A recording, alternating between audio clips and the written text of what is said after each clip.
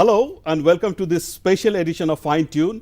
My guest today is Robert Bosnan, an expert in urban development in United States. In fact, not only United States, but he's an expert throughout the world. He's also a pioneer in the green building movement. This is, of course, his first visit to the northeastern part of the country. Robert, it's really wonderful having you here. It really feels great. And you have been here for past few days. First trip was in Kolkata, then back to Guwahati. How has it been? Well, it's been very interesting. I've learned a lot. I've enjoyed.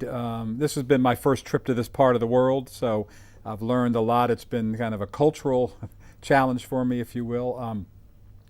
But I've also enjoyed meeting with the variety of people that I've met with. I've met with students. I've met with government officials. I've met with some NGO people. I met with some businessmen.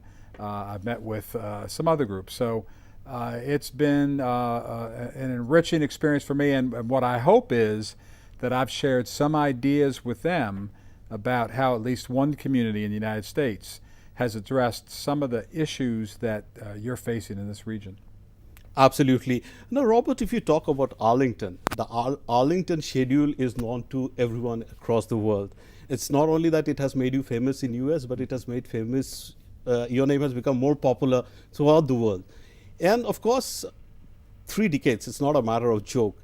But if you compare the urban developmental techniques which you had followed here, and if you compare it with the situation out here, what are the basic differences you see and how could it be improved? Well, one of the basic differences is my specific work in Arlington was about encouraging development in areas where we hadn't seen development for a while and shaping development relative to transit. Here, that's not the case. Here, over 90% of the growth in cities is taking place in this part of the world. And so you're facing different challenges because the cities I've visited are all densely developed and densely populated already. And so they face different challenges. The cities in the United States are more mature cities, and while they are continuing to thrive and grow, they're not growing nearly at the pace that the cities that I've visited in India are growing. So I think the number one challenge is the pace at which you're growing and then deciding how you want to accommodate that growth. Okay, now Robert, tell me, with this rapid urbanization, there is a big threat to the environment. I'm not talking in terms of this region or India or your country, but overall, if you see, what's your take on that? Well, if you do it right, there can be, you can do it with minimal impacts. And to me, that brings it back to planning, and maybe we'll talk about planning as this interview goes on. But one of the things that I've shown people is that we've encouraged urbanization within our community. We've encouraged a level of density that equals Dallas, Boston. I mean, we have a very dense community, and yet we've actually contributed to an improvement in the environment on a variety of levels. So, for instance, the automobile trips have declined, and so the emissions from automobiles have declined. We've improved stormwater, we've improved sanitary. And we'll talk about green buildings later, but we've built the new buildings we're getting are green. Green building is always your favorite. We'll come to that. Yeah. But so, we built green buildings so their energy efficiency and their energy usage is less. So there are models to follow. The negative environmental impacts that come about from city building usually come about because cities grow without being planned. And so they may eat up wetlands, they may eat up hillsides, they grow in such a way that you can't adequately serve them from transportation, so everybody's in cars, and when everybody's in cars, then you have all the emissions from those cars. And so I think the main difference is, the main difference is we're a little bit mature. We're encouraging development where we're trying to reshape it in your community, and hopefully I've given them some lessons about how we can reshape it in a way that the environment doesn't have to suffer from that. Robert, now coming to your green building movement, which is, I think, the closest thing to your heart. I mean, you're known across the world for that. How is it progressing in India? Well, I understand, and it's not. We use a program called LEAD, which is Leadership in Energy, and I think you use a different program here. One of the things that we do, though, is we require all of our buildings to meet certain levels of LEED. I don't know that that's happening here in the cities I've seen in India, so that one of the complaints I've heard is we're just getting lots of new buildings and there's not a lot of thought given to them. So I think one of the things about green buildings is, first, you got to get the buildings in the right place. And to be truly green, you have to be in a place where it's served by transportation. And then you have to get the building right, and you have to use a LEED system or something else to ensure energy efficiency of those buildings. And so those buildings don't use more energy than they need to, and therefore they impact the environment. So I think it's twofold. I think it's getting them in the right place and using some system. Now, one of the things where we look to, which is a place where India may look to, is Europe. Europe does a very good job at, in this day and age, at looking at producing energy and using energy in a different way.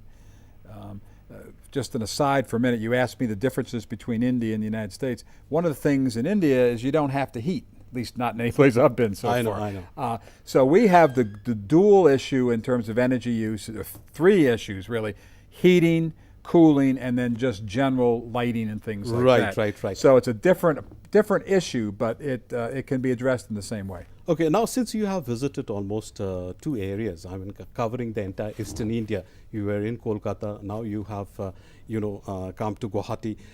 What do you think about the strategies which should be adopted for urban planning here in this part of the country? Well, I think it is doing urban planning first. And I understand from talking to the government officials there is a city plan underway. But it is. Yes. As I said, the decision that this city appears to need to make right now is how they want to grow. I know there's a lot of problems, getting water, getting sewer, things like that, but you're growing, and if you don't get a handle on how you're growing, then the impacts will not be good. And so the number one thing they can do is do an effective city plan where they decide where to grow and where not to grow. And when I met with them yesterday, the town planner, they were very interested in those concepts, and I think they get it. The module for Arlington, could it be implemented in some way in this part of the country? I think it could be implemented, but again, it's going to have to be a little different, because the decisions you're going to need to make here, there's 2 basic decisions you need to make. Are we going to continue to urbanize the central city? And I've heard, actually less so here, more in Calcutta, debates about that. That continued centralization is bad. I don't know that that's true. Okay. Or you can grow outwards and you can get into right. Satellite cities. Right, Robert. What you said right now. But let us come to certain issues where we are today. We are in Guwahati. It is known as the gateway to the northeast. I mean, you want to go to any of the 8 states. I mean, you have to reach to Guwahati. And it's really growing up in that sense that around 1 lakh floating population we have coming in daily and going out.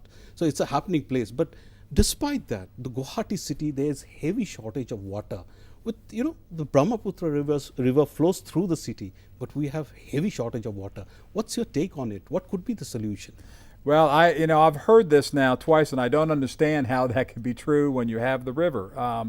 To me, you haven't seen a map of Washington, but Arlington is right across the Potomac River from Washington. So this is a major river on the eastern part of the United States, and we get our water from the Potomac. Now, we take it above the city, and it's piped into a reservoir where it's treated, and then it's distributed by a water distribution system. So we do not have shortages.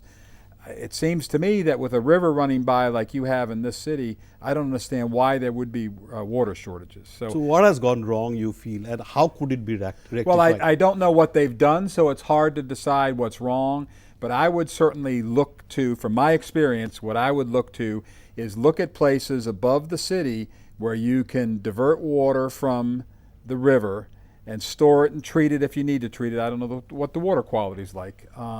And then you need a water distribution system, which again is a matter of government investing in a water distribution system to get it. So you've got a big body of water out there. It seems like the key is to find a way to use it. Okay, and we have heavy rains in this part of the Right. country, especially whenever it rains. But one problem which has been confronting the people of Guwahati city, one of the biggest cities in the region, is whenever it rains heavily, there's artificial floods. You would be confused in the, when I say artificial Right, floods. yeah. Artificial floods basically means waterlogging. Half of the city goes under the water, or major parts of the city, major areas goes under the water. Of course, after a day or two, it becomes all right. The government of the day has failed to resolve this crisis. What could be your solution, your take on that? Well, again, coming into the city for a day and a half and having the magic solution is hard, but I did talk with some people about the storm sewers that you have, and one of the issues, I talked with the students today at IIT, one of the issues you get with storm sewers and dust and silt like you have in the city is when it rains, that gets into the storm sewers and it tends to clog the storm sewers. So one of the things that we do in the United States, and particularly in Arlington, is we look to have natural siltation to try to keep that silt out of the sewers. We try to do what we call rain gardens. On the streets, we try to do natural buffers. And we have a good sanitary sewer distribution, a storm sewer distribution. So you keep the blockages out of the sewer. Now, the other thing that you have to do in flooding is you have to make sure you're not developing where you shouldn't be developing. So Right. if you're developing the natural places where the water would have gone, the wetlands and the river and things like that. So that's the other thing that I would start looking at is where have we developed that we shouldn't? And again, that gets back to doing some good planning about where we should grow. And of course, right, it's well taken. And what about the pollution also we are having? One of the problems which is confronting this region, this state, is the pollution, the level of pollution we are having. You talk in terms of green. I mean, we all talk in terms Right. of more greenery and other, but pollution level tends to be going up. What could be done to? Well, there's three major contributions to air pollution: automobile emissions, buildings, and industry. And I haven't seen industry here, although I did see some out by IIT. But I think the first thing that you need to do to try to improve the air quality is link transportation, provide more transportation choices, so everybody's not out in that street, as I've seen, in cars and buses and diesel vehicles, to a great degree just idling, and so all that pollution's going in the air. You're in a mountainous area where in the summer, things will tend to settle in until the rains come, and so that pollution will tend to sit there. So until you come up with some transportation, alternative transportation choices, it's going to be very hard to deal with the automobile emissions. Right, and Robert, you must have traveled extensively in the last day or two in the city and the areas. You have been to IIT. You have seen high-rise buildings, and that's not only in Guwahati, but it's there in the entire northeastern part of the country. The region is highly seismic. It's one of the highly seismic zones we have. What do you think about it? The buildings have been constructed. Some have followed the norms, maybe, which are earthquake resistant, Right. but others have not, maybe. And we experience jitters almost, it's a regular phenomenon here. So what is your solution at this juncture? Well, it's hard to. I think the answer, the main answer, is the one you said, which follow the norms. I know we have very strong building codes in the United States to deal with, even on the East Coast where we don't get very many earthquakes. And so the building codes address that. In places like San Francisco and Los Angeles, where they get them fairly often, they have very strong building codes. So, my answer is you have to have building codes and you have to follow them. And if people aren't following them, I don't know how you address that issue. But if you have a good system in place to ensure people get permits, get reviewed by the proper authorities, and get inspected, high rises can be built and But provided certain norms are followed. yes, that's the key. The norms have to be followed. Okay. On that note, it's time to take a short commercial break. And when we come back, we will talk to Robert more about his experiences during his trip to the eastern part of the country, including Guwahati. So please stay with us.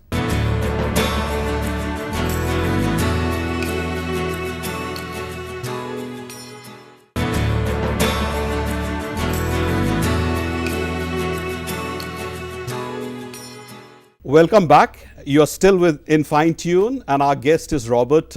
Robert, talking about a lot of major industrial revolution really has not taken place, and despite that, the unemployment rate is quite high in this part of the country. What do you think is the reason? Well, I don't know India that well, but what I've gathered is a lot of the rural village farmers and others are coming into the cities, and they're the ones that are packing the cities. And so that's probably causing the high level of unemployment. Now, on the other hand, I've seen an awful lot of businesses out on the streets that are providing services to people. I don't know whether they count in your labor force or not, but there's clearly services they're providing. But I think one of the issues of urban planning is to coming up with an economic development strategy.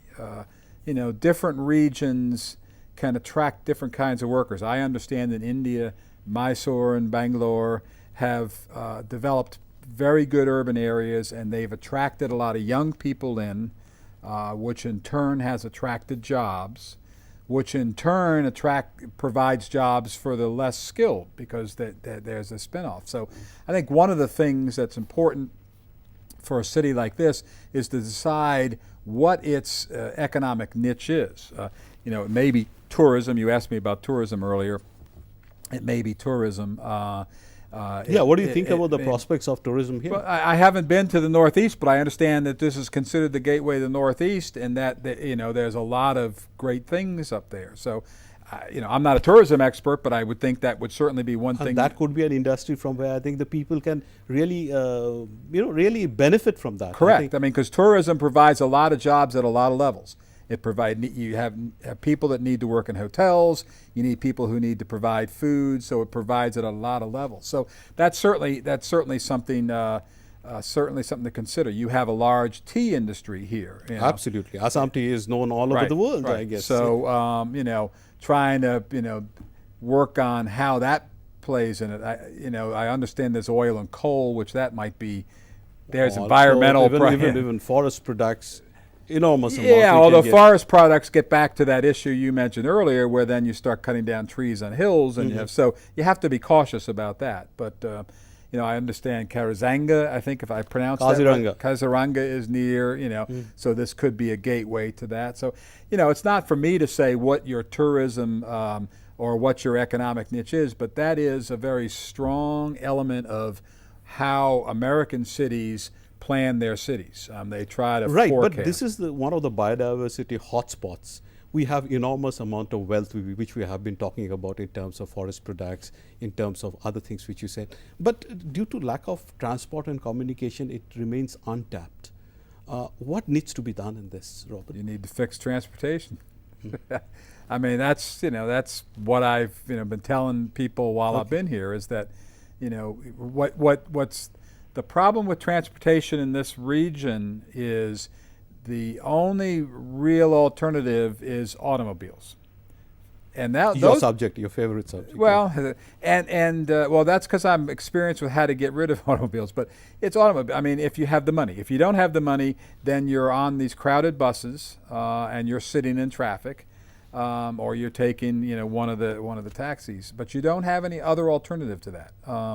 And so in a place like Arlington and in many U.S. cities, we're providing many alternatives. So I understand there's a analysis of doing a metro here. That would be a good way to start. Looking at taking lanes for dedicated lanes for buses might be another thing to consider. We've certainly done that in the U.S. That works. Now it takes lanes away from cars, and people don't always like that. But when you're building a city, you got to make some hard decisions. So that's something that I would certainly encourage them to think about. You have been to also Kolkata. How was your experience? I think as far as meeting the people, the policy makers, you had a series of meetings, you met some. How was Yes. it? First, let me say, not just Calcutta, but here, I couldn't have run into nicer people. The people in this part of India are, they all come up to you, they all want to help, they're all very nice. Maybe it's because I'm an American walking around and nobody's used to seeing an American, I don't know. But Calcutta faces many of the same issues that you face Guwahati here. faces. I mean, it's entire region, the Right, Eastern and India. I also started this trip in Dhaka. So I've seen, although another country, another city facing it. So you're all kind of in this together. I understand that there are some cities in other regions of India, which I haven't been to yet. Mysore and Bangalore are two I mentioned, but Bombay is another one that may be a little bit further advanced in how they're doing city planning and city building. And so one of the suggestions we've had with the group of students I met with today is, reach out to them. It's fine to have me come in to the city and talk with you about what we've done in America, but you might reach out to your Indian cities and see how they've done it. Because the other things I've noticed is Indian culture is different than American culture. So it's hard for me to, translate what we do in America to what you might do in India. Yeah, but a major percentage in these urban areas are living below the poverty line. You perhaps have seen the poverty we have. It should not be understood by whatever we see in the city life, but below poverty line is there. Poverty is a thing which strikes everyone's mind. What is your suggestions on that? That's one of those areas where I don't really have strong suggestions because, that's an issue we don't face in the United States, and I haven't seen that much. But I will say this, that a good urban plan, as I mentioned, can deal with economic growth. And economic growth can have a lot of spin-offs to help people who are below the poverty line. The second thing a good urban plan can do is address where you're going to do housing so you have adequate housing to house those that are in poverty. But it's I've been in situations where I'm sure you've been in where, women's come up to the car with her kid and, bang down the window and ask some money. So, it's kind of heartbreaking to me. But you hardly get to see beggars there in your country. Right. You don't see those in our country, or very little. And it's very heartbreaking. I sent an email to my wife and said, I almost started crying. But on the other hand, I don't know how you address that. I mean, that's a very, a very different problem than we face in the U.S. And so all the rational things that I've been talking with you about, I'm not sure that can address it. But again, solid economic growth where and I'll add this one thing, economic growth and education. And I understand there's some more consideration for community college type. Right. Because we have a lot of community colleges in the U.S. and they're right. a very good alternative to people who don't want to go to an IIT. Okay. And they can provide. Now, when you talk about IIT, you have been there. You have delivered a talk this morning in IIT. You also had a series of meetings with the policymakers here. You met the Rotary Club. You were with a number of NGOs, the government officials. What was your focus when you have interacted with these people? All the same things that you've asked. They've all said they've all listened very nicely to my presentation. We've had good questions and answers, and then in many ways they've asked the same questions. But India is this and India is that. The Development Authority people were very interested. GMDA. Yes. They were very, I'm sorry, I always get that. Yeah. They were very interested in continuing the dialogue. I mean, they were the town planners and the urban planners there were very interested in continuing to try to figure out how people are doing it differently. They've got a big challenge in front of them. And so I was encouraged by that. They were talking with the State Department about how they might get, arranged trips to actually come see. And you shared with them the Arlington example? I shared with them the Arlington example, and they were very interested, and they asked a lot of very good questions about it as well, about their situation here. So I think the exchanges have been very useful.